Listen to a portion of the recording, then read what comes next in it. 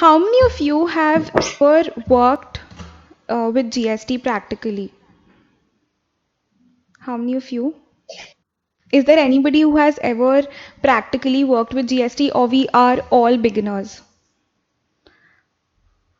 Yes. Can we have your cameras on, please? Yes, Prateek, have you ever worked with GST? No, I haven't worked. I'm like second year right now, so I haven't CST and all so far. Do you know anything about GST apart from it being a good and simple tax?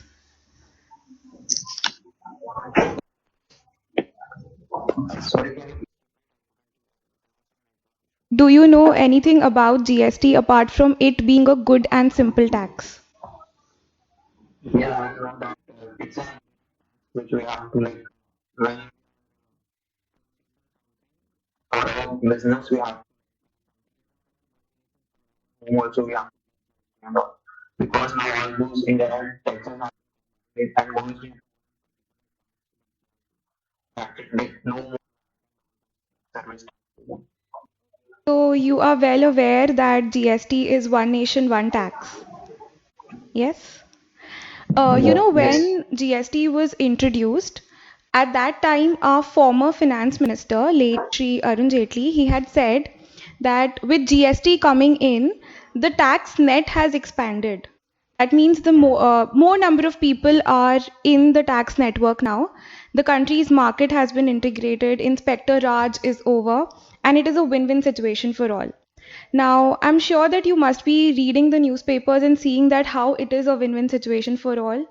N number of frauds going on, fake ITC, fake invoices, etc. So, how many of you have come across such news where you feel that yes, it is a win-win situation for all?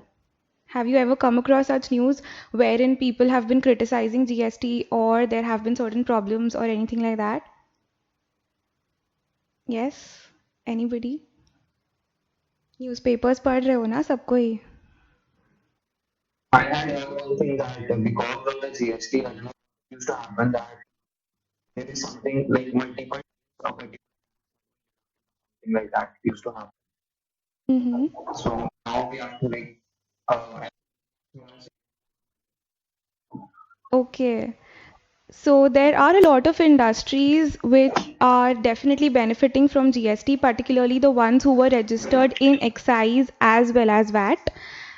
So yes, they are definitely benefiting out of GST, but for those, for example, particularly the textile industry, they have been badly hit and they are not very happy with the law. If you could remember the time when GST was introduced, there was a lot of outrage that क्यों लेके आया ये tax and why is it that we have to you know, pay GST? Why is it that a new tax regime has come about? Yes, you must कुछ याद आ रहा होगा from whatever you must have heard, seen or read about. So, and please everyone, since let me tell you, it is this session is going to go on for 5 days. हर दिन 2 hours का session होने वाला है. So I don't want that all of you are just sitting and listening and the speakers are continuously going on talking because otherwise it'll get very, very boring for all of you. So I want you all to participate and today's session is a very, very basic session. Today we're just going to discuss the basics. So I'm sure that a lot of you will be able to relate to most of the stuff that we're going to discuss today. Yes? Right. So, GST is considered to be the biggest tax reform which India has witnessed since independence. And already Prateek has given us an idea as to yes, a lot of taxes have been subsumed in GST, like the excise, service tax, VAT, CST, and a lot of other state and central taxes. Right? So we are aware of it being the biggest tax reform. But why is it that there was so much outrage, and there were a lot of states which did not want GST to come about? So one of the major reasons is that GST is a destination-based tax. How many of you have heard that yes, GST is a destination-based tax? Can we just have a show of hands? Yes. Is everyone listening? Pragati, Yeah. Yes, ma'am. Pragati, Payal, Yes, Yachal, ma'am. Shraddha, Yes, ma'am. Yanshi. I'm just trying to see different people, and if you can just turn on your cameras so that we can interact with you all.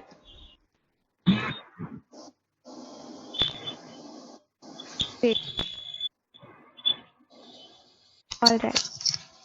Okay. So GST is a destination-based tax. So basically, what happens is the consuming state is the one which gets the revenue out of GST. So who would be the states, or which would be those states who would be opposing GST? Definitely the producing states, right? If you are from West Bengal, you would know that West Bengal does not have very many industries. And West Bengal can be considered as a consuming state. We have more of consumers as compared to producers. On the other hand, if you talk about Maharashtra and Gujarat, states like Maharashtra and Gujarat, they are producing states. They have a lot of industries. So what will they do? They will produce, but the tax will ultimately come to the West Bengal government, which is why a lot of the producing states were opposing the implementation of GST. That no, why are you starting such kind of a law? Why are you all introducing such kind of a law wherein we, being the producers, are not getting the benefit, right? So Yes, ma'am.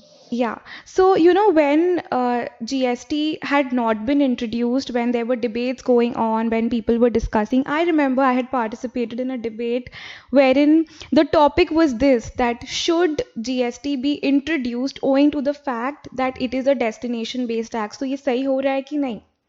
Ki why is it that the consuming state will get the revenue?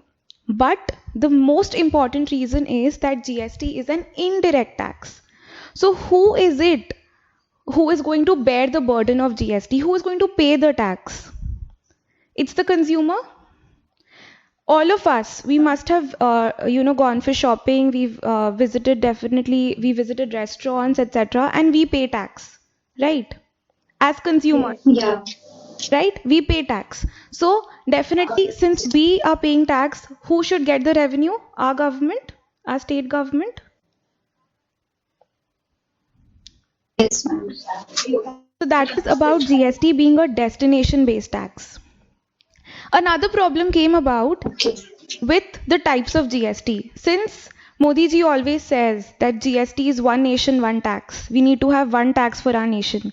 But still, if you would have noticed the invoices that you must have received till now, CGST, SGST. Yes, you must have visited. You go to a restaurant, you pay CGST 2.5%, SGST 2.5%. Yeah. Right? So why Yes, is it ma'am. that we have two Yeah. types of taxes? That these are two types of taxes, right? Is it one nation, one tax? Yes. Does anybody have an answer to this? CGST and SGST. We are paying two GSTs.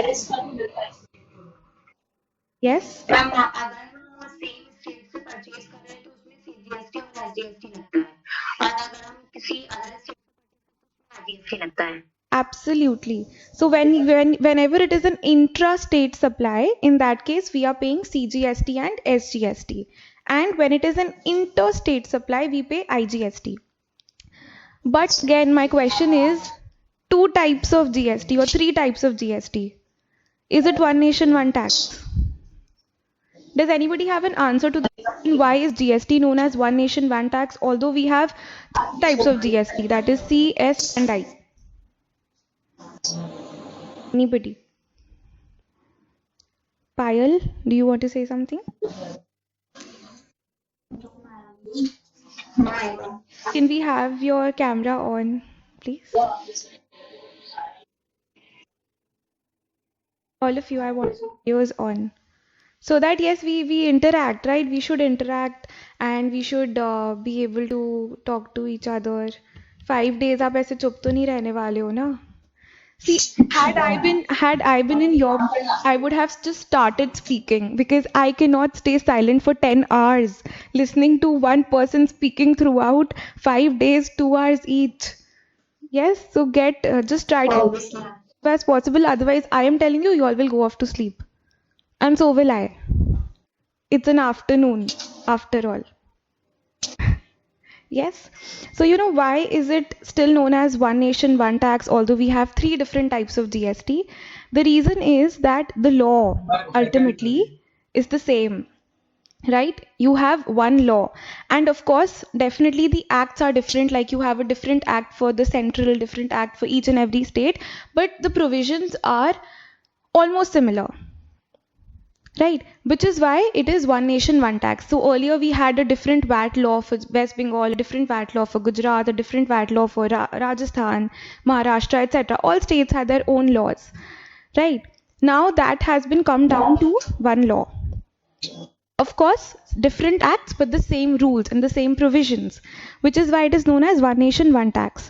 And since you must already be aware that India has a federal structure, right? We have the central government and then we have the state governments.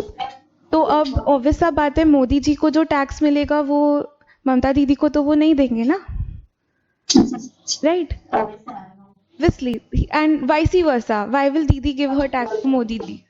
She will not. She will want her own tax, and the central government will want her his own its own tax, right? And obviously, whatever happens, I mean, whatever they expend is out of the tax that they receive, right? So which is why we have a breakup. So CGST is collected by the central government and SGST is collected by the respective state government. So basically the entire tax is broken up into two parts. Now if you ask what is IGST, then intra-state में तो C और S charge हो रहा है, we are aware of that. But in case of interstate supply, IGST. So what is IGST? Yeah. What happens is, Integrated goods and yes, anybody? Oh, is anybody answering it? am I audible? Yes. Can you please introduce yourself because I think I can't see the one who's answering right now.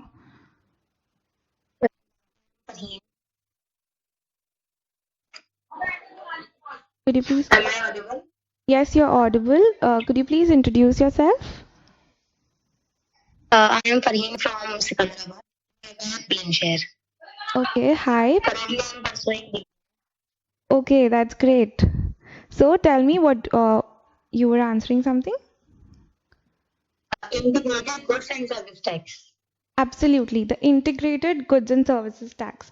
So what happens is whenever we make an interstate sale, say you've ordered something online from Flipkart or Amazon, the supplier is located in Gurgaon and you are say located in Delhi. So what will happen is it is an interstate movement, interstate supply. The Gurgaon government, the supplier located in Gurgaon is going to charge IGST. This IGST is collected by the central government, which is then distributed internally among the states. Right. So ultimately, what is happening? GST is concurrently being levied by the center and the state. Right. There's a portion which is going to the central government and another portion which is going to the state government. Right. Is it clear to all of you? So now is it clear why GST is known as one nation, one tax, although we have a dual GST structure owing to the federal structure that we have in India? Right? Yes, ma'am. Yes, ma'am. So let's move on. Saying something? All right, let's move on. So the taxable event under GST. See, whenever you study any kind of a tax law, whether it is income tax or when if you might have studied the excise law, service tax, VAT, etc., there is always a taxable event. There has to be something which triggers the applicability of a particular tax, right? ऐसे ही तो हम tax पे नहीं करते. There has to be some kind of an event which triggers कि हाँ, this is the time when you have to pay GST. So what is the taxable event in case of income tax? This is my question to all of you. When do you have to pay income tax? Yes, anybody? Mohit, when do you have ma'am monthly भी पे होता है और quarterly भी पे होता है GST. I'm asking you, what is the taxable event in case of income tax? And we earn some income. Somebody's Income from salary, income from business and commission, right? yes, absolutely. So basically, if you earn any kind of an income, it could be from salary, from house property, business profession, capital gains, anything, right? You have to pay tax when you are earning income, right? When do you have to pay GST? You were saying monthly, quarterly, that is the time. That is the time when you're depositing, or that is the return part of it, you can say. Return filing and the tax payment. But what is the event which triggers the applicability of GST? Supposingly, I am gifting something to Prateek. Do I have to pay GST on that? I have just gifted something to Prateek on his birthday. Do I have to pay GST over there? Prateek, would you collect You GST? have to pay. When you Yes? then you have to pay. I'll have to pay GST when I'm gifting something to somebody or when I'm buying it from the shopkeeper. You are buying it to gift. Yes. So whenever we are spending, whenever we are buying goods and services, that is the time we have to pay GST. And that is the time when the supplier collects GST from us. Right? So the taxable event, can we say, is supply? Any kind of a supply is a taxable event. Right? Yes. Please turn Yes, on your ma'am. camera Yes, ma'am. and your audios so that we can all interact. Okay. So the next one, when we are talking about supply, we need to understand what exactly is a supply. Right? तो एकदम common terms में अगर अपने बात करें, basic, just the basics of it, then supply means sale. Something as basic as that. Just to go on with understanding it, right? Because इसमें complications है. Supply is one topic which can go on for hours. Supply, goods and services. ये तीन definitions, if we try to understand and study, it can go on for like 2, 3, 4, 5 hours almost. Right? So supply basically is sale, but GST also has certain transactions where there is sale, but it is not a supply, and there is a supply, but it's not a sale. Okay, so I'll just give you an example over here. A sale transaction where GST is not levied, or a sale transaction which is not a supply, means not a triggering event for GST. Does anybody have an example to this? A wild guess? If anybody has read anything, something very, very basic or anything like that, anybody? No? You know, when you sell land, right? When you are selling land, you have, say, a plot of land and you sell it to somebody, you don't have to pay GST on that, right? It is outside the purview of supply. Although we cannot really call it goods or services because it's land, but it is outside the purview of supply, but definitely we are selling something, right? So it is a sale, but it is not a supply. That is sale of land. Now, if we take an example where there is a supply, but it's not a sale. Okay, somebody is saying sale of medicines. See, sale of medicines is a supply, but it is an exempt supply. So there's a difference between something being a supply or something not being a supply and it being an exempt supply. So we're going to read about the taxability and the exemptions also. But as of now, what is not a supply but a sale? One example is sale of land. All right. Now, there can be another situation where there is no sale happening at all, but still it is a supply, so you have to pay GST. For example, tolerating an act. So you all are going to tolerate us for 10 hours, 5 days. Yes, so that is rating an act, and that is a supply. So you all have to pay GST on it. Yes, so that is a supply. That is an event which triggers the applicability of GST. Yes, is anybody saying something? Hmm. So let's move on to understanding the actual definition of supply. Okay. Um, if you can see on the screen, supply includes all forms of supply of goods or services such as sale, transfer, barter, exchange. These सारे words are very common for us to read and understand. Yes. So I want you all to give me examples over here. Starting from Pratik. Give me an example of a sale. Any kind of sale. Example, when we are buying something from mall. Okay. Yes. The next one is transfer. Anybody? Again, it is similar to sale. You can transfer things to from one person to another. Neha, do you want to say something? Yes, it may be transfer of shares or like in one we transfer property to our next generation. Transferring property from one generation to another. Okay. And you said transfer of shares. So, shares and securities have been kept outside the scope of goods and services. So, we need to also understand the definition of goods and services in that case. See, goods and services in itself, if we try to just understand the dictionary meaning, if we just try to limit ourselves to that, then it would be better. But yes, money and securities have been kept outside the purview of goods and services. All right. Barter. Anyone?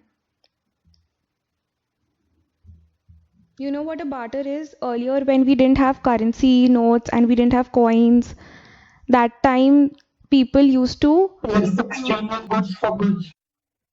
Yes, so somebody is giving certain things and they're getting something else in return. So that is a barter. So again, barter is also a supply. What about exchange? Yes, anybody who knows what exchange is? Have you ever bought a new phone in exchange of your old one? Yes, ma'am.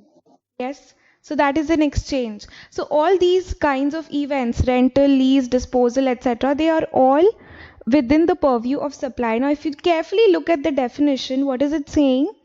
It should be made for a consideration by a person in the course of furtherance of business. This is the most important point over here, and this is the essence, you can say. It should be done for a consideration and it should be in the course of furtherance of business. So anything, any kind of a sale, transfer, barter that you do which is made without a consideration and which is not in the course of furtherance of business would not be considered as a supply. So any kind of a sale or any kind of a transfer you do for personal purpose is outside the purview of supply. Okay? Now let's Yeah. go to the next. Let's read about these two exceptions, you can say. The next one is import of service for a consideration whether or not in the course or furtherance of business. What did we read in the first point? What are the two most important elements? One is there should be a consideration, and the other is it should be in the course of furtherance of business. But when you talk about import of services, in that case, whether or not it is in the course of furtherance of business, but it is being made for a consideration, in that case, it will be considered as a supply. So, in case you, say for example, purchase the domain name of your website, right? Or some kind of a service from a company which is located abroad, say from GoDaddy. Have you ever heard about GoDaddy.com? Yes? Yes. So if you purchase your domain name from there, it is an import of service because the supplier is located outside India and you are purchasing it in India. Okay? So this is definitely in the course of furtherance of business, but had it not been, had you bought, say, had you bought an antivirus software from a company which is located abroad, in that case, and that too for personal use, that would also be considered to be a supply. Okay, so this is the event which triggers the applicability of GST. So whenever somebody asks you when is it that GST is to be levied or when is it that GST is to be charged, what you have to say is supply. Supply goods का भी हो सकता है, supply services का भी हो सकता है, anything. But it has to be a supply. Alright. The next one is activities specified in Schedule 1 made or agreed to be made without a consideration. Now let me give you an example over here. There are a list of such items specified in Schedule 1 of the CGST Act. We're not getting into those technicalities and those details as of now. But those particular transactions or those particular goods and services, when they are transferred, even without consideration, means you're transferring them free of cost. Even then, they would be considered to be a supply. All right. So, can anyone give me an example wherein you are transferring something without consideration? Anyone? Payal, Prateek, Yachna. Yachna, we haven't heard you speak at all. Would you like to say something?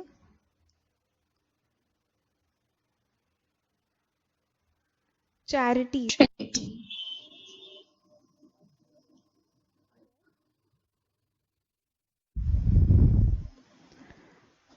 Anything, you are transferring your, say, your business assets.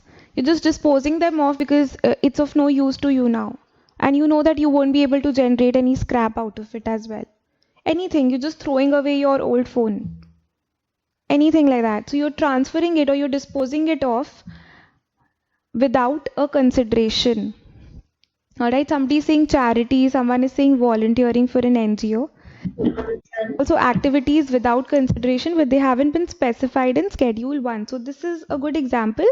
But yes, we have to also refer to what is mentioned in Schedule 1. So one of the items which are there is permanent transfer of business assets, right, without a consideration. So that is all about supply. If you try to analyze and read about supply under GST, there'll be a lot of such other things that can be understood and known, because this is one very debatable topic. Because if you just read the definition very clearly, the first line, it says supply includes. If you have ever read any law, if you have ever read any kind of an act, you must have noticed whenever you read the definitions, normally what do you find? Something, this thing means this, right? You get the meaning, or it is defined as this thing. So you get a definite definition, right? Whether you read the Income Tax Act or if you have read the Contract Act, since I'm assuming that there are a lot of first and second year college students over here. So if you've read the Contract Act, the Sale of Goods Act, what will you find? A lot of those definitions which you have studied and read, they are all a very definite kind of a definition, although you have inclusive definitions as well. So this basically broadens the scope of supply. So this was the triggering event of GST, that is supply. Now we come to charge of GST. Who charges GST? Who pays GST to whom? Buyer pays to seller. Buyer pays it to the seller. And then what happens? What does the seller do with that? What does the seller do with the amount of Seller GST that he collects? pays to the government. Yes, he pays it to the government. So what is happening is that the seller is collecting GST on behalf of the government from the buyer, right? This is what we are seeing in normal parlance, right? This is what we see on a day-to-day basis. We go to a shop, we make payment of whatever we have bought along with the amount of GST thereon, which is paid to the seller. The seller ultimately makes payment to the government. Whatever you buy, whether goods or services, this is known as forward charge. GST. Because here what's happening is the seller is directly making payment to the government on behalf of the buyer, right? There's another concept called reverse charge. Have you ever heard about reverse charge mechanism under GST? Yes, anybody? If you have read the earlier law, if you've read service tax or anything else, you must have heard about this term reverse charge mechanism. Heard about it? Farheen, do you want to say something? Return of GST. Return of GST is different. Return is when you are paying the statement of your outward and inward supplies. That is different. I'm talking about reverse charge mechanism. Anybody has heard about it? Prateek, Yes, ma'am. Neha, ever heard about this term? In reverse charge mechanism, the buyer collects the GST on the behalf of the government from the seller to the government. For example, services. You said the buyer collects the GST. Could you please repeat what you said? The person who is getting like the services, Yes. जिसको service, that person pays off the GST to the government. Okay. So you're right. The person, the recipient of service, pays GST to the government. So just imagine yourself going to Pantaloons, and over there you are making payment of whatever you've bought, and they tell you that, sir, you have to pay your GST amount directly to the government. Right? Can you imagine doing that? How will you do it? That is reverse charge, basically. That's what you were trying to say, Sneha? Yes, ma'am. So does it happen in all cases, or there are very specific cases of reverse charge? Otherwise, we as consumers, we can't really, every time we go and shop something or we buy something, we cannot go and pay the tax to the government directly. We have to pay to the supplier. So who are those people, or who are those, what are those cases where reverse charge is applicable? Anybody has examples of it? Neha, you were saying something.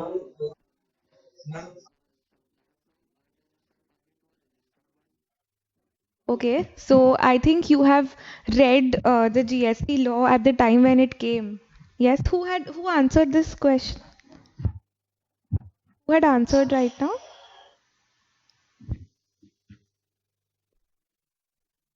Gagan. Okay.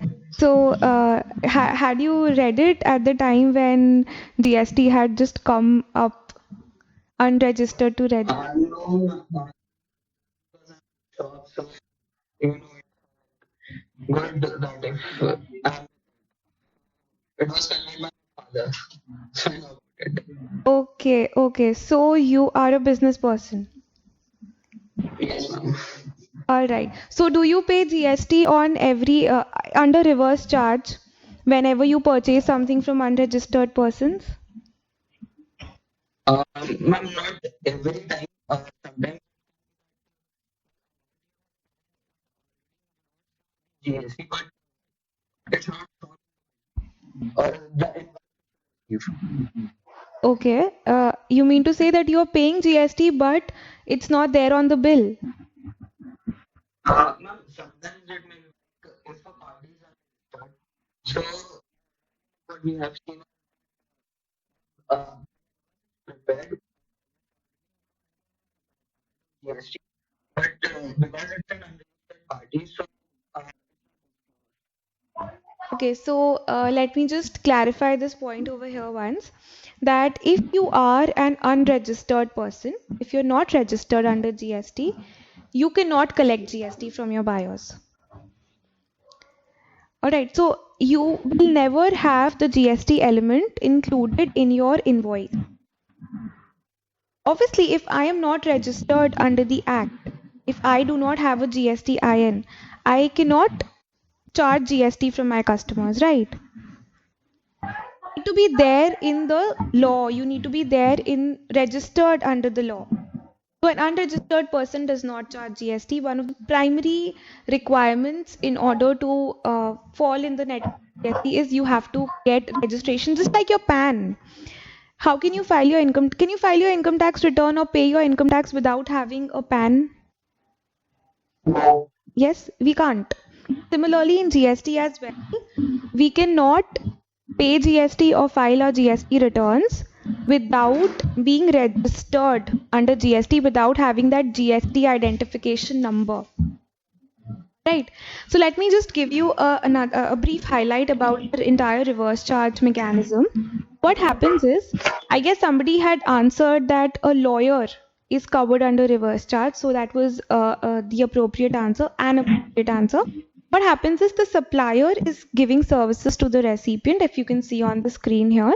So I have taken the picture of an advocate who's giving services to a business entity. Business entity is ultimately making the payment of GST to the government. All right. So what are the other examples? You have insurance agent. Somebody had mentioned, I think, sponsorship as well. I think Sneha had mentioned sponsorship. Even that is covered under reverse charge. You have goods transport agency, which is covered under reverse charge. Why does this happen? Like, let's take the example of the insurance industry. You have one insurance company and you have multiple insurance agents, right? Who is easy to catch for the government? Will the government be able to find out and catch hold of those 10,000 insurance agents, or is it easier for the government to catch hold onto the insurance company that up pay karo, you haven't paid your GST? What is easier for the government? Insurance agency. The agency, the company, right? It's easier to catch hold of the company that you have not paid this much of GST. But if you have to catch hold of all the insurance agents who are spread across the country like that, maybe you don't even have the records. It's very difficult for the government to manage it, right? So in order to shift the responsibility of paying GST on the recipient, because if you notice, who is the supplier of service in case of insurance agency? It's the agents who are supplying service to the company, right? Yes. Yes, the agent is supplying service to the company. Supplier is the agent. Technically, the supplier is supposed to pay tax. In this case, what will happen? It's difficult for the government to catch hold of all the suppliers, so the government will say no, nothing doing. Insurance company, you have to pay GST under reverse charge mechanism. You are the recipient, you are more reliable for me. I trust you, so you pay, because I will catch hold of you in case there is any payment of tax. Right. So that is the basic understanding about reverse charge. Reverse charge is when the recipient is supposed to pay tax instead of the supplier directly to the government. Is it clear to all of us? Yes, ma'am. The burden of the GST is always on the final consumer. A forward charge ho या reverse charge ho, ultimately whoever is the consumer is the one who's going to bear the expense of GST. So if we have gone to Pantaloon, Shoppers Stop, any other outlet, whatever, whenever we go for shopping or whenever we are expending something, whenever we are expending money, we are the ones as consumers who are paying tax.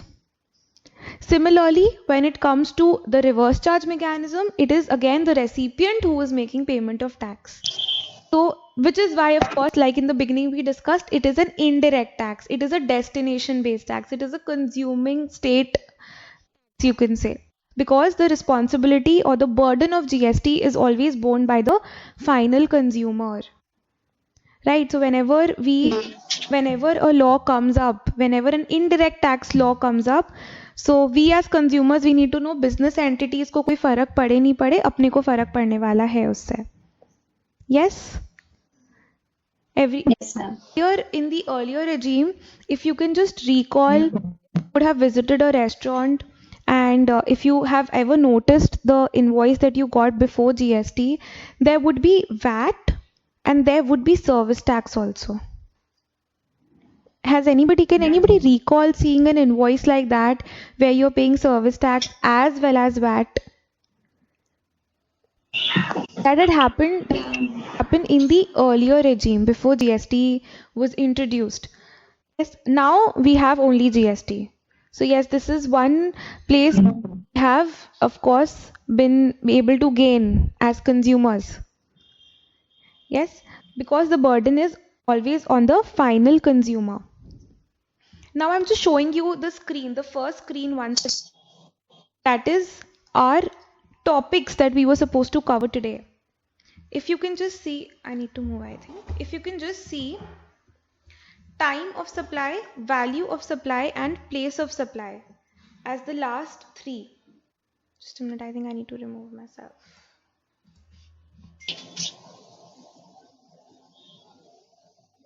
The last three topics are time of supply, value of supply, and place of supply. You know, whenever you talk about these, whenever you say these technical terms in front of people who do not know about this, they will try to run away, they will try to avoid the conversation. They'll feel that, oh my god, what are you talking about?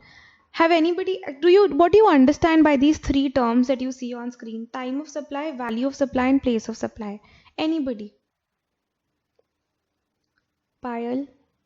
Who is Redmi Note 7 Pro? Do you want to answer?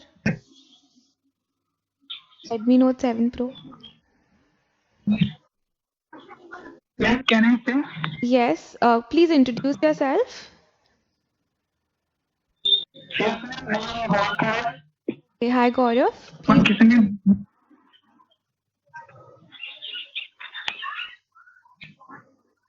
Yes, ma'am. Time of supply हो गया कि जब मैं supply किया है तो value मतलब हो गया ration Hmm. Place.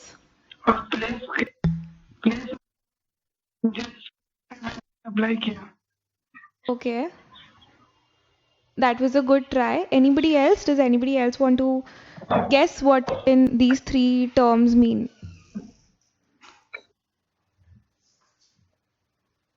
Payal. Hello, can I answer? Yes, please introduce yourself.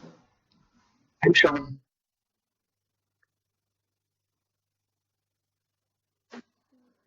Could you please repeat? I'm Shaman Kumar. Okay, hi Shravan, please go ahead. Explain.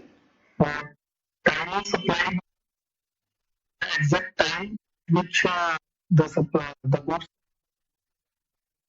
taken this time to check at which point of time there is a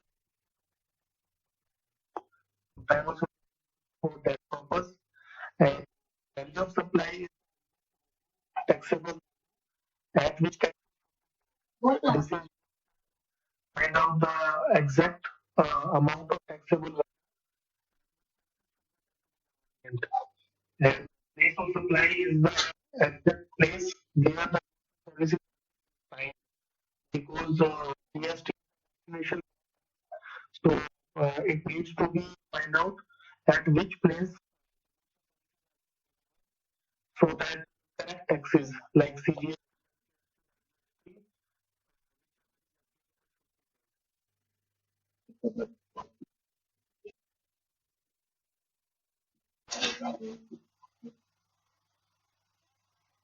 All right. So that was a good answer, Shravan. Is anybody else also saying something? Yachna, are you saying something?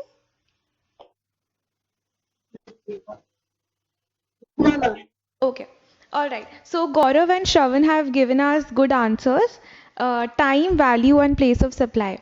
Simple सा बात है, कब charge करना है GST, किस amount पे charge करना है और कौन सा जीएसटी चार्ज करना है. As simple as that. Place of supply will help us determine whether we have to charge IGST or CGST and SGST, right? In the beginning, what had we read? What had we discussed? Interstate supply होने से हम IGST charge करते हैं, intrastate supply होने से we charge CGST and SGST. So the place of supply is going to help us determine which tax are we suppose to pay. The time of supply will help us determine when will we pay the tax. All right, and the value of supply will help us determine on what amount are we supposed to calculate GST and pay the tax. Right, Shravan, Gaurav, this was the answer that you both were trying to give. Yes, ma'am. All right, so now let's see which tax should be levied. Place of supply.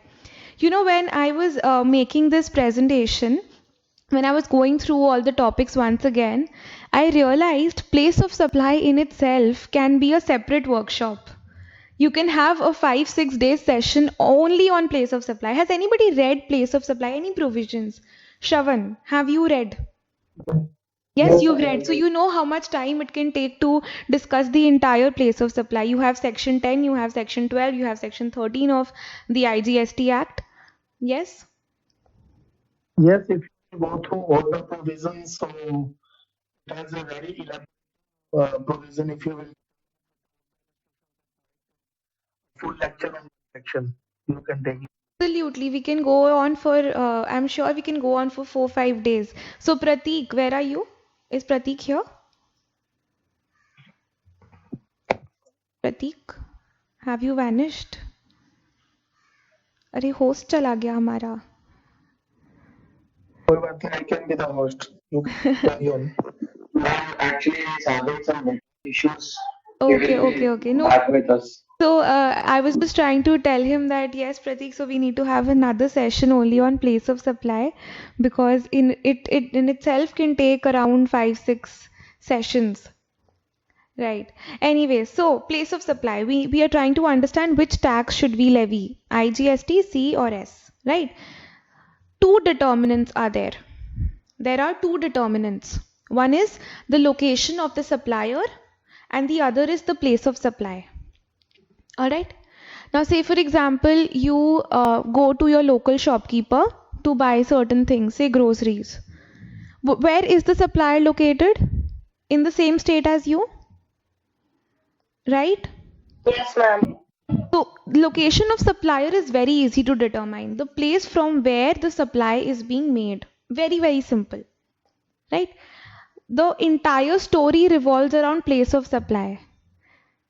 कि ultimately कहाँ है. तो basic understanding हम सिर्फ इतना रखते हैं that place of supply is the location of the recipient. Okay, so say for example I am in Kolkata and I order something from Flipkart. The seller is located in Delhi and the seller is going to send the goods to me in Kolkata. Okay, location of supplier is what? Delhi. Yes, the location of supplier is Delhi. So I would be the location of recipient. I am in Calcutta, right? So the place of supply would be Kolkata. Note, location of supplier and place of supply are in different states. Yes? In this case, what would be the tax we are going to charge? IGST. Absolutely. Simple. Similarly, if the supplier was located in Kolkata, in West Bengal itself, I'm also in West Bengal. In that case, what would be the tax that would be levied? Yes. Yes. TGST and SGST. Right? So this part is clear to us. Location of supplier, place of supply. But a place of supply हम कैसे determine करें? एक point है कि recipient का location is the place of supply. But you know, when you read the entire section, there are so many exceptions. So many exceptions over there that in this case, the place of supply will be this. In this case, it will be that. Things like that. We'll just take one example over here, one exception over here. Otherwise, I'm telling you, this will just go on. And that one is immovable property. So let me take an example. I am registered under GST in West Bengal. I have traveled to Maharashtra for some business purpose. Okay, and for that I need to stay somewhere. So I book a hotel over there, and I am taking accommodation in Mumbai. Okay, where is that particular hotel located? It's located in Mumbai. As per our understanding till now, the recipient, that is me, I am registered in West Bengal. So ideally, according to that, what should be the place of supply? Should it be West Bengal? It should be Mumbai because there is an exception. Section 12 and 13 of the IGST Act have clearly given an exception that in case of a supply, in case of any services which are in connection, immovable property, whether you stay there as an accommodation, you're using it, or whether you're providing any architectural services, or you're giving any kind of a services which are in relation to the immovable property. In that case, the place of supply will always be the location of the immovable property. All right. So in this case, this is another example that we are taking. The location of the hotel is in West Bengal. Okay. The recipient, the one who's going to come and take the accommodation over here, is located in Kerala. Tell me, what is the location of the supplier? Supplier, just be very careful. I'm asking you the location of the supplier. Who is the supplier? Calcutta. Hotel. Hotel is the supplier. Where is it located? Calcutta. Yes, it's located in Kolkata. It's located in West Bengal. All right. Where is the recipient located? West Bengal. The recipient, I said the recipient is registered in Kerala. Okay. All right. So, So, recipient is located in Kerala because he's registered over there. But he has come to West Bengal. So, what is the place of supply? this is West Bengal only. It will be West Bengal, absolutely, because the service is in relation to an immovable property, right? And that immovable property is located in West Bengal. Clear to all of you? So I have a question over Yes, please go ahead. the place of supply is definitely West Bengal, Yes. but whether You're not. the input tax credit over the invoice raised from Calcutta, how will invoice be raised? Like hotel will charge CGST or SGST or IGST? All right. See. Okay, that was a who has asked this question? It's a good question. Who has asked this question? Shravan. Please just name yourself. Who has asked this question? Shravan. Shravan. Okay. So first, let me ask everybody this question. The location of the supplier is West Bengal, right? This is something we all answered. Place of supply is also West. So ideally, what is the tax that should be charged? Tell me. Location of supply. CGST or SGST? Absolutely, CGST and SGST. That is because the location of supplier and the place of supply are both in the same state. Intra-state supply that we've already discussed, right? So it will be CGST and SGST. Now, Shravan, you asked me about input tax credit. Well, input tax credit, let me tell you, for everybody else who are unaware of this, we are going to have the next session, that is tomorrow's session is entirely on input tax credit. But I will just answer your question, Shravan. In this case, the person located in Kerala will not be able to take input tax credit because he is registered in Kerala. And the CGST and SGST which is being levied is of the West Bengal government. I think it is clear to you. Everybody else who does not have this question in mind, please just ignore it because you need to first understand the basics of input tax credit, after which you will be able to understand what exactly I'm talking about right now. So, Shravan, is it clear to you? So that credit will be lapsed. Yes, definitely, it would be lapsed. It would be lapsed. We won't be able to get that credit. Yes, and So this will be applicable every service which is in relation to property. Like hotel is one of the example. yes. We can take another example like stadium or some event management company, like everything which I in You other know, state, event management but I have a business. organization. Yes, tell me. For example, I have a business in other state, like I am having in Calcutta, Okay. but I used to book all kind of things in other states. Like I book Delhi, Mumbai for my able to claim any input credit. All my Absolutely. See, any credit which is belonging, any tax which is belonging to the other state will definitely lapse. You cannot take the credit of CGST and SGST paid in a different state in the other one. Obviously, see, basic understanding सिर्फ इतना है जो I gave in the starting also, that Gujarat का जो government है, they will not give the credit of their taxes to West Bengal government, right? Credit is what? Any kind, and I'm again repeating for everybody, please. Input tax credit is something which we are going to discuss in detail tomorrow. So this point will also come there. So you will be able to clearly understand of everything that we're discussing right now. Okay. So yes, of course, we cannot take the credit of a tax paid in a different state. Okay. Okay. Is it clear? Okay. Yeah. So let's move on. Next thing that we've now understood कि हाँ कौन सा tax charge करना है, CGST and SGST और IGST, right? Because we have understood what place of supply is. The next is point of taxation or time of supply, right? Like Gaurav and Shravan have already explained us well what time of supply means. Time of supply means कब आपको tax pay करना है, as simple as that. Alright. अब time of supply or point of taxation is different in case of goods and services. Okay, so if we just look at the provision that is there in front of us, the time of supply of goods shall be earlier of these two dates, that is the invoice date and the payment date. अब invoice और payment dates अलग अलग हो सकते हैं, right? Can it happen? Anybody? Give me an example when the date of the invoice is different from the date of the payment. Yes, date of invoice and date of payment can be different.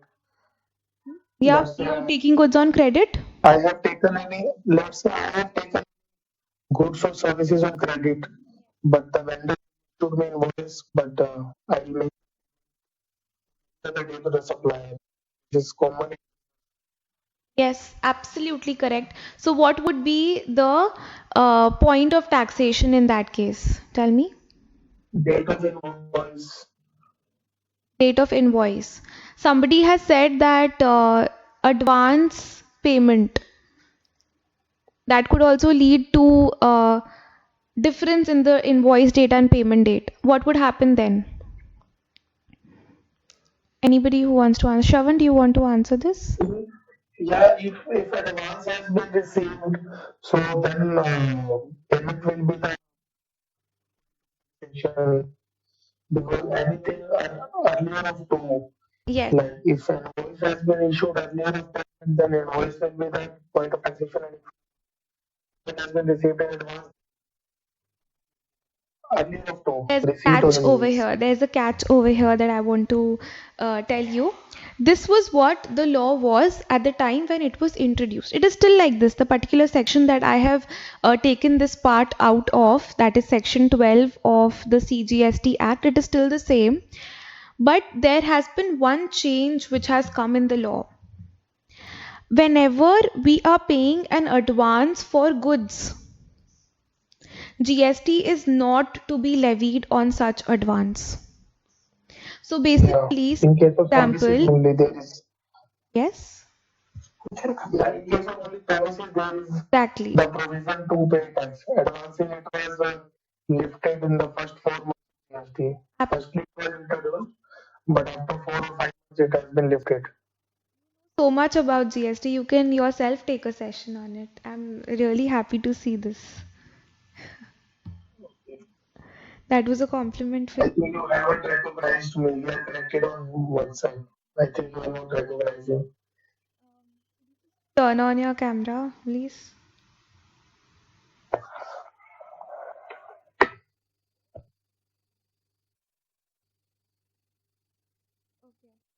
Okay. Okay, yes, now I recognize you. Hello. All right. Okay. That's great. That's great. So I'm very happy that you're here. All right. So what happens in case of goods?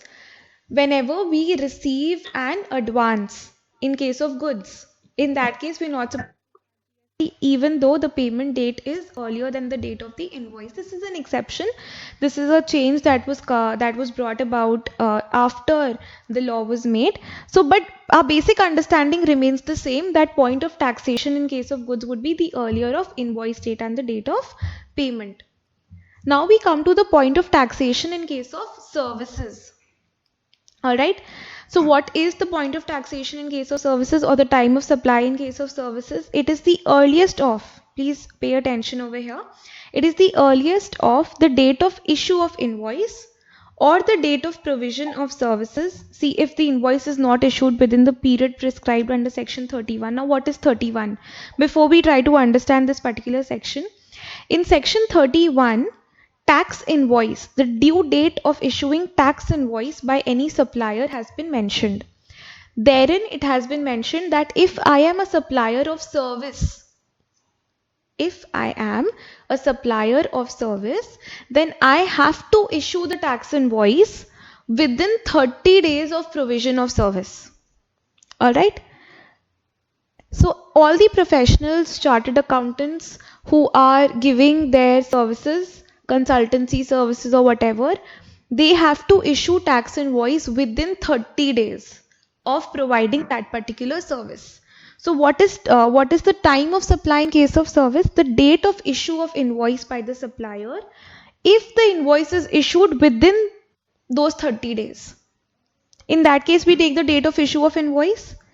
The date of provision of service if the invoice is not issued within the prescribed period, that is, if it is not issued within 30 days. And the last one is the date of receipt, the date when the recipient shows the receipt of services in his books of accounts.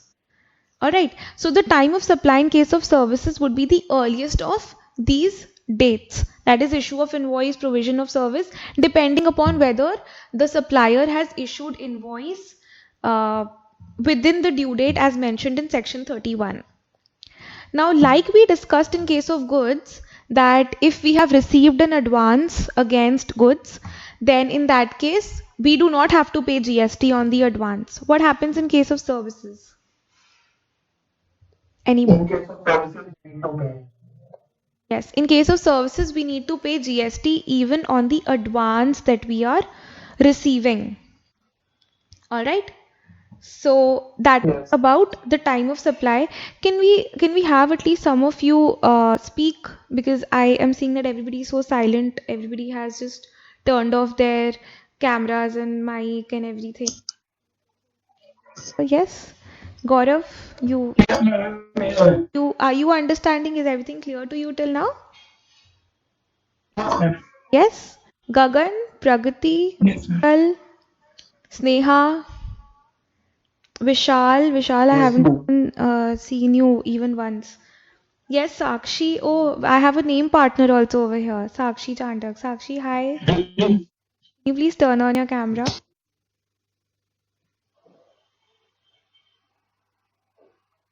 Sakshi, can you turn on your camera? I really like talking to people who have the same name as me. Yes. Are you here?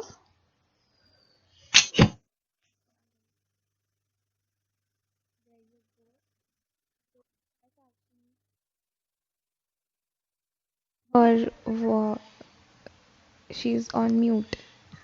Okay, anyways. Uh, are you understanding? Is everything clear to you till here? Yes, ma'am. Yes. Do you have any questions? So are we all jotting down points wherever we feel the need to? I will share the presentation also with you in the group. So if you have anything to discuss, if you have any questions to ask, please feel free to ask. And just keep jotting down points wherever you feel the need to. Please note that we are just covering the basics over here. Okay, when we get into the detail, all these provisions, let me tell you, it will go on for a very long period of time. So yes, this is going to take time. But today we're just touching upon the basics, Yes, so that tomorrow if people ask you that, oh, you've attended a GST session, what do you know about GST? So you should be able to at least answer the basics. You should know, yes, this is when GST is charged. This is the amount on which it is charged, right? This is what GST is all about. So we are just getting ready for the upcoming sessions, because tomorrow is going to be a technical session. Right? Tomorrow we are going to learn ITC in detail, right? Then we learn the compliances. This will actually make you ready for, even if you go for work and after you've completed your graduation, when you go out for work, when you look for work in this particular field where you want to do compliance, etc. So these are the basic prerequisites that you must be having with you, right? Yes, ma'am. Okay, so this was time of supply. Now we come to value of supply. Value kya tha, Gaurav? Had answered very nicely. Yes, the transaction value on GST is supposed to be charged, right? Yes, ma'am. So section 15 of the CGST Act covers the provision of value of supply. Okay, so value of supply, basic understanding हमारा है transaction value, very simply put. Okay, you go and buy a phone. Yes, you go and buy an iPhone, 2000 rupees, that transaction value, you know 52,000, इस पे GST charge होगा, simple. Right, so that is the transaction Okay, value. yes. Okay, section 15 includes and excludes certain things or certain amounts from the transaction value. So we need to make these adjustments in the transaction value. So what are these adjustments? If you carefully see on the screen, I have just put it down as briefly as possible. So it includes taxes, duties and cesses. Let me tell you, these taxes, duties and cesses are apart from GST. Okay, इसके अलावा जो भी taxes, duties होते हैं, for example, you import something. You all know that custom duty pay करना होता है हमें. Yes? Yes. Are you all aware of it? Yes, ma'am. Yes, you all are aware. So we have to pay custom duty, basic custom duty. Then we have the social welfare surcharge, and we have a lot of other taxes and duties that we have to pay. The countervailing duty was there prior to GST. Countervailing duty has, after GST came about, after that we don't have any countervailing duty as such, because that was actually compensating for the excise element. Right now we don't have excise, so there's no countervailing duty now, but yes, basic custom duty, then social welfare surcharge, and then you have additional custom duties, etc. So those duties and taxes are all forming part of the value of supply. So after adding all of that, then we charge GST. Okay, amounts incurred by the recipient on behalf of the supplier.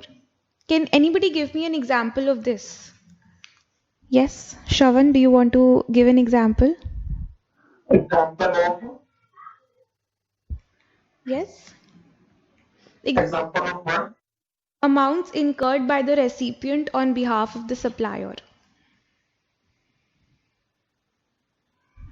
Anything like if I'm taking some services and I have different cost of traveling, for example, I'm going to do my GST teacher from to Delhi me, and I have here traveling, lodging. About apart from that, I have given you a fees of 1 lakh to teach. So the charges which I have in the transaction value of the fee. So total good. Absolutely. These are incidental expenses or amount incurred by the recipient on behalf of the supplier. For example, say I have asked a contractor to construct a particular office for me, for example, right? And then I say that these are the materials which I am going to provide you with. You don't have to buy them. I'm going to provide you with certain materials. So although the amount was supposed to be incurred by the supplier, but it has been incurred by the recipient, it will also form part of the value of supply. So the total amount is the one on which GST is to be charged. Like Shravan also gave an appropriate answer that if he is incurring expenses on behalf of his teacher, in that case also that would be a part of the value of supply. All right, then interest or late fees. Yes, interest or late fees. अब हमने credit पे कोई goods खरीदा था, right, and we did not pay it on time, so the supplier charged certain amount of interest on it from us, right? So that will also be a part of the value of supply. Next is subsidies linked to price. This excludes the government subsidies that we get. So anybody can give me an example of subsidies linked to price. Gaurav, do you Yes, want? ma'am. Subsidies government and gas subsidy. Okay, see, in this particular section, subsidies which are given by the central or the state government have been excluded. Okay, so we do not have subsidies by the government. But apart from that, all kind of subsidies are a part of the value of supply. So think of an example, just create an example wherein any person apart from the government is giving a subsidy. Yes, think of an example. Apart from government. Yes, because the government subsidy that we get is not a part of the value of supply. Apart from subsidies received from the government, whatever other subsidies we receive, that is a part of the value of supply. So think of any subsidy which anybody else would give us apart from the government. Let me give Supplier you an can also example, give okay? us some subsidy. Um, Say for example, there is a particular company whose head office is located in Delhi. The branch Mhm. office is located in Mumbai. Now, the head office Mhm. an incentive to the branch office that if you sell this much quantity of goods in this much period of time, then this is the amount of incentive that I'm going to give you. All right, in the form of a subsidy. Whatever purchases are being made by the Mumbai branch, that is the branch office, is all being made from the head office. The head office says that if you make this amount of sale in this much period of time, then from the head office, this is the amount of subsidy or this is the amount of incentive that you are going to get. Right, so that incentive will also form part of value of supply. For example, let's take the branch office has been told that you have to make sales of say 10,000 units of this particular product to Mr. A. Okay, and this target Yes. is met by the branch, against which the head office says that this is the amount of discount say you can pass on to the customer, we are going to make payment of it, or they're giving you a subsidy that yes, against 10,000 units that you have paid, against each unit that you have sold, we are going to give you a subsidy of say 5,000 rupees per unit that you have sold. So that 5,000 rupees is being given to the branch office by the head office, right, and not from the government. This particular 5,000 rupees per unit will form part of the value of supply. Is it clear? Yes. Okay. So subsidy is just kind of any discount given by the vendor. You can say it is like a discount also, of course, because it although seems like one, but yes, when it is being called as an incentive or a subsidy, because see, at times what happens is that when you are given a target of selling something to a particular customer, in that case, there are certain subsidies which you get. So basically, what I'm doing is I am a seller, and I have supposingly I've been told to sell certain amount of goods to you. In that case, what will happen, there'll be a certain portion of consideration which you will give, and the other portion will be received from the head office or from a third party. So I am getting my entire consideration. Say the product is priced at 10,000 rupees. 5,000 is given by the customer and 5,000 is given by the head office. Right. So in a way, what is happening is I am getting the entire 10,000 rupees in that case. Right. So that is the kind of subsidy or an incentive that I'm talking about. Of course, there are discounts also. Discounts are excluded. That is different altogether.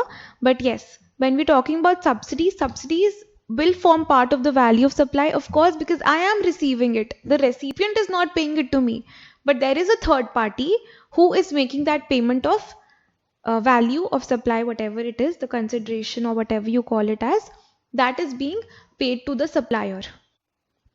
Okay, so that is included. Next, we come to what is an exclusion. Exclusions may discount is excluded.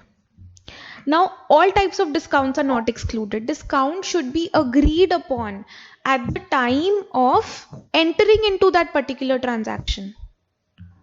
मतलब जिस time हम transaction में enter कर रहे हैं उस time हमें पता होना चाहिए that this is the amount of discount that I'm going to get.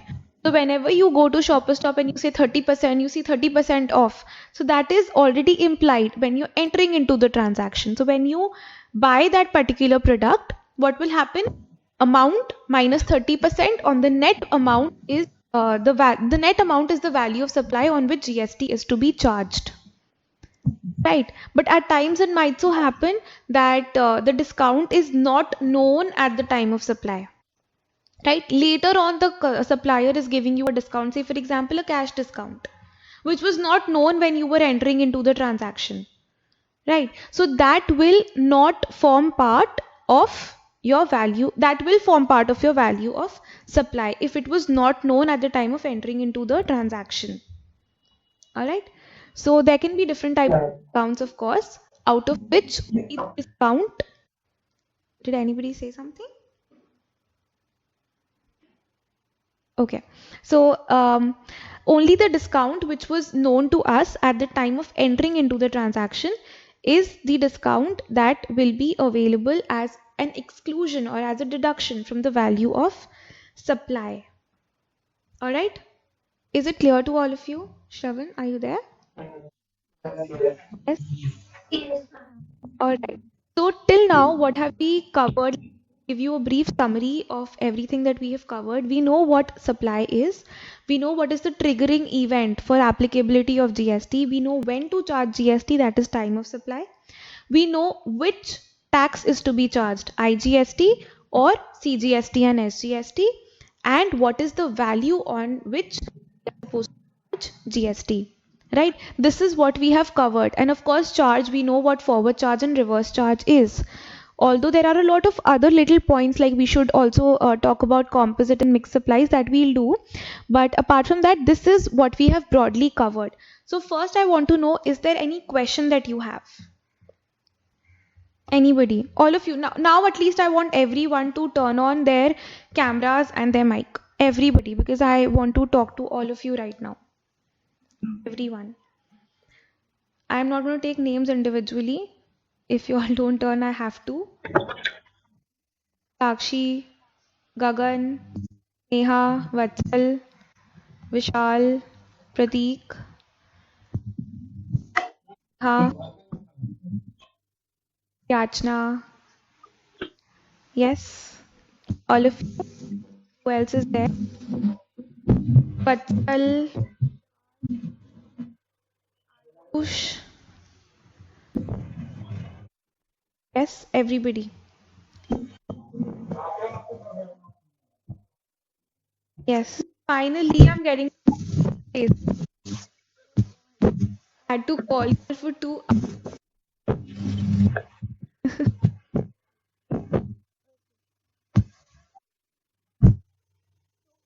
Anybody like to just in time summarize whatever I've discussed till now? Anybody? Or you can just talk about one point at a time. Any one point that you remember out of today's session. Yeah. Would you like to anything that you can recall we discussed?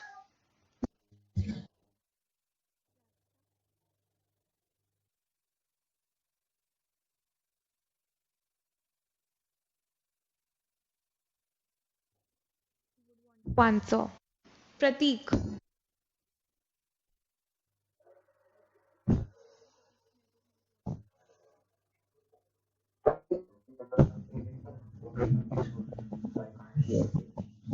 There's some disturbance.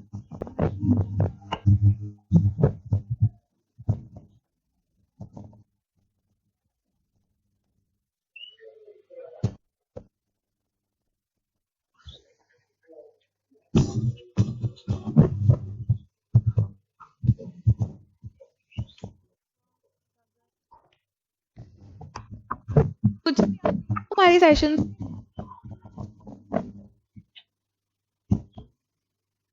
Shravan, Yes, yes. everything that we've discussed. Yes, ma'am.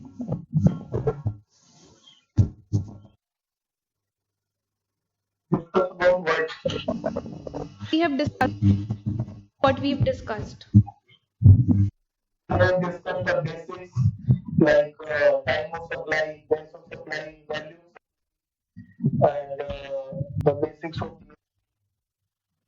actually I have joined when you were discussing. Okay. Before that, maybe you have discussed what is GST and Anybody tell me the why full form of GST. GST? What's the Gapti Sab Kumar. yes? Pratik is comment. Full form of GST बताओ कोई भी.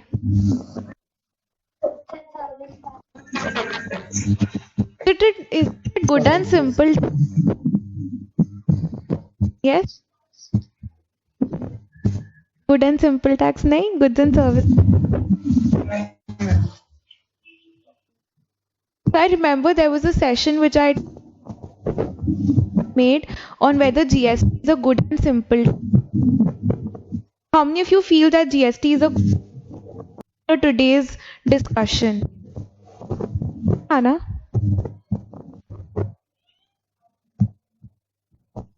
Yes. Shav Yes, GST. So do you feel that it is a simple tax? yes, very simple.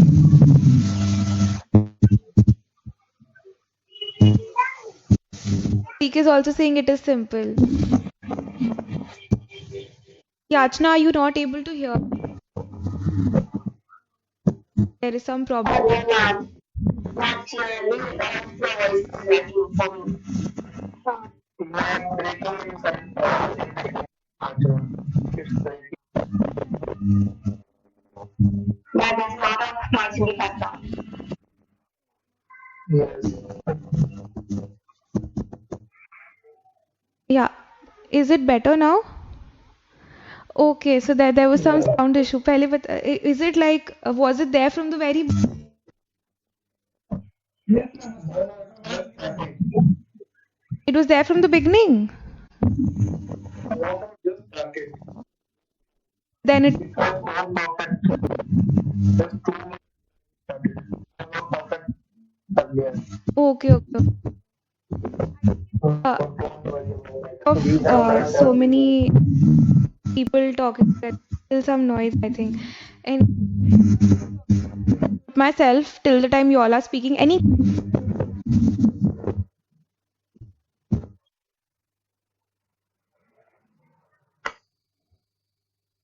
Yachna, I really wanted you to say something.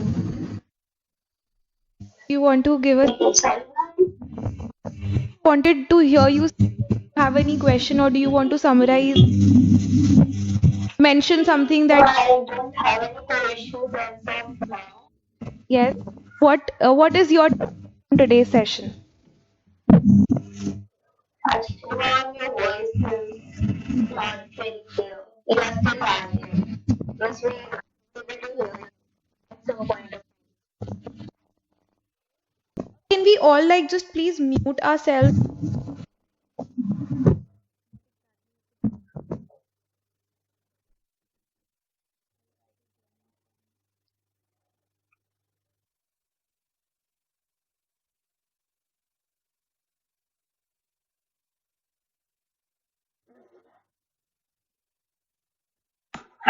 Yes, yes.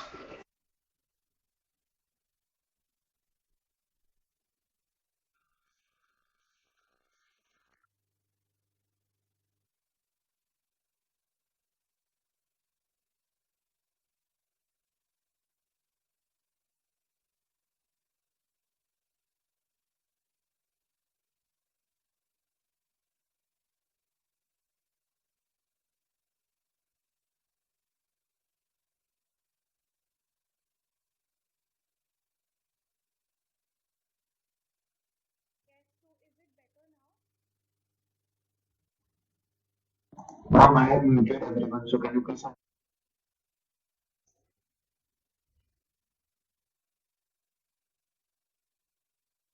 Hear me now? Yes. Yes. Okay. So in that case, anybody who has any, so we can wrap up today. Does anybody have any question? All right. So let me just give you a brief highlight as to, I hope I am audible. Yes, ma'am. Yes. So Yes, yes, just give you a perfectly brief fine. highlight as to what tomorrow's session is going to be about. Tomorrow we are going to talk about input tax credit. And of course, input tax credit is one of the most fundamental things that we must know when we are talking or learning about GST. All right. So I hope that all of us are going to be there tomorrow at 3 p.m. so that we can move our discussion ahead. And yes, today we have, I hope we all have understood at least the basics of it so that we'll be able to be ready for tomorrow's session. Right? So are you all going to be there tomorrow? Yes, ma'am. Yes, ma'am. Yes, ma'am. I want Yachna to speak. Today I was not audible to her. So, Yachna, I'm giving you time till tomorrow. I want you to speak tomorrow. Yes, so be ready. No, actually, I have this confusion with the reverse charge thing. Yes, tell me Like, what is it? suppose there is a professor in the college, then it's, will it be the same thing that the college is paying GST, but the professor is giving a service? So it's the same thing.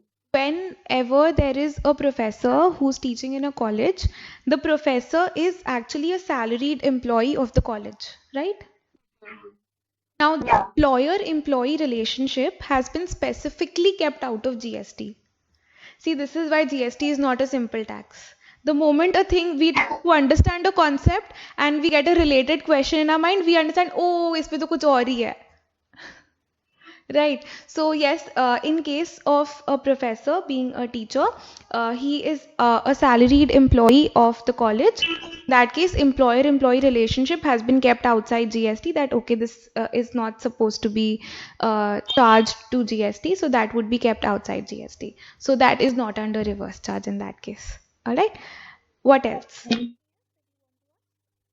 That very concept of reverse charge is not very clear with me. What happens, I'll tell you in brief.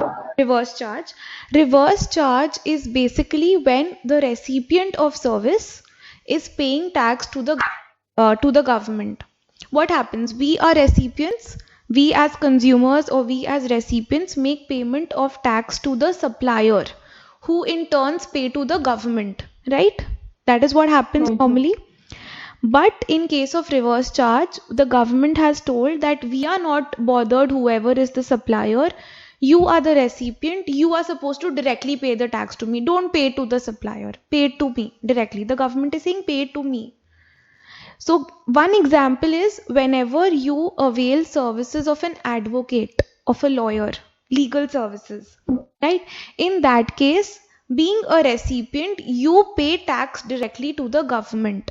Now, the mechanism to pay tax when on day 3, when we'll talk about compliance, that's when we'll discuss that how is it that this tax is paid, which is the form or which is the field where we mention that this is the amount that we are paying under reverse charge.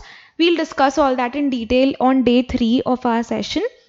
But yes, till then, it is the recipient who's paying the tax. So if I have availed services of an advocate, I am the recipient of service. I will not pay tax to the advocate. I will just pay the consideration therein or the fees therein, and then I will make payment of the tax to the government. And we'll discuss the compliance part of it, that which is the form in which we are making the payment and how do we make the payment. That is separate, which will come on day 3.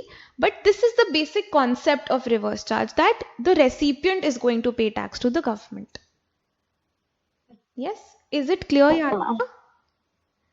Yes, ma'am. Not clear? And by day 3, when we discuss about the form, when we see the return And when you see that specific field that yes, this is where we are making payment of reverse charge, it will be clear to us. And let me tell you, there are certain list of entries which have been specified in the GST law. Only in those cases taxes to be paid under reverse charge. Like one of it is legal services, you have sponsorship services, you have goods transport agency services, etc. So these are those services where we are paying tax under reverse charge. So it doesn't come in all situations or all cases. Like it won't happen that you've gone to buy something, you've gone for shopping, and the supplier suddenly will tell you you pay tax to the government directly.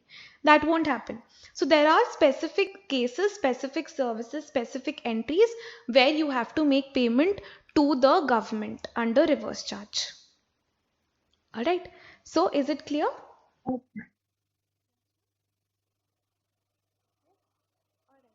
So I think today we are done for today's session. We've had a wholesome discussion and I think we've covered the basics well. So tomorrow we'll continue with input tax credit. Anybody else who wants to say something, or should we wrap up? Yes, Pratik, should we wrap up?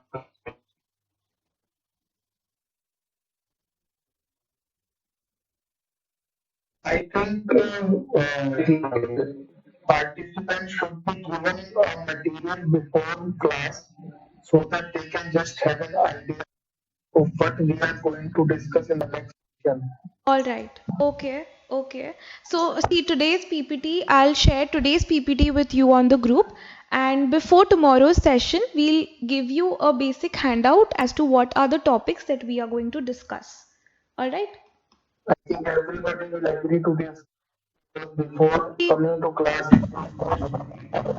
once. Just little thing. Okay. Does everybody want a give you the list of topics that we are going to beginning the session, and the PPT with the session serve the purpose.